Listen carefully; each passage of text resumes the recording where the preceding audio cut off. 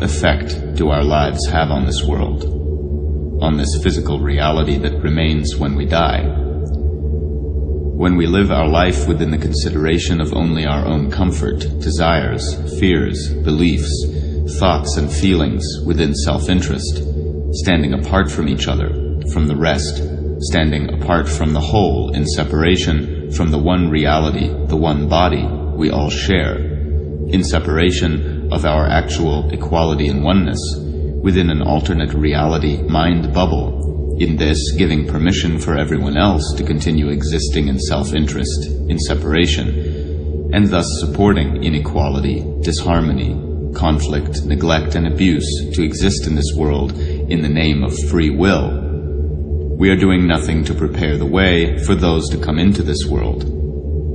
This reveals that we are not actually living, that we do not actually care about sustainability, equality. We do not care about life or this world we find ourselves in, and are not taking responsibility for who we are and how we exist, within considering what supports life in equality and oneness as ourselves, and what only supports who we are as self-interest and separation, within an alternate reality mind bubble that only considers what is best for me in separation, within only this one life.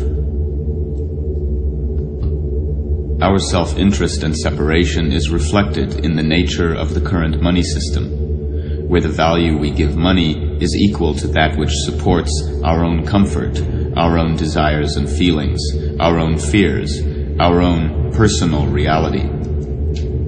But within our starting point of the pursuit of happiness, of generating money to be able to maintain the circumstances of comfort in which we feel we are able to choose how to live, we are blinded by our fear of losing the life we have built, and our desire to live more, our desire for more choice, our desire for a greater feeling of security and safety and comfort, our desire for control over our lives and success in the system. We do not see that we are actually being completely controlled by money. Money dictates if we can live, dictates if we have food, if we have a home, if we have an education, if we have access to entertainment and information. Why accept such enslavement? We the people are the ones who support such a system of money enslavement to the fight for survival, through our acceptances of the system, through the way we have defined life as that which must be bought, through the way we have defined freedom according to what the system shows us, freedom as wealth, freedom as the ability to buy the life that we choose. But how can freedom exist in this world if all are not allowed an equal quality of life? How can freedom exist in this world if money dictates who eats and who starves? How can freedom exist in this world if we fear to be like those who have nothing and desire to be like those who have more? It doesn't have to be like this.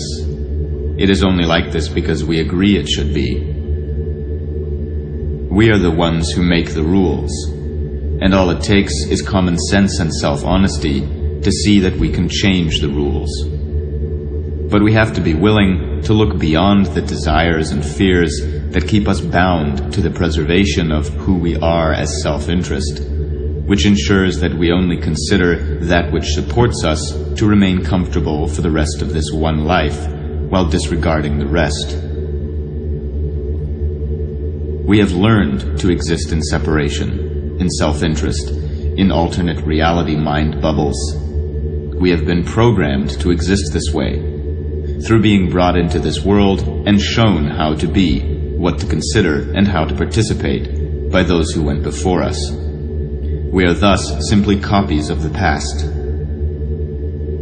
We can stop ourselves as copies of the past, as self-preservation, as desire for more and fear of losing. We can clear our vision and clear our starting point.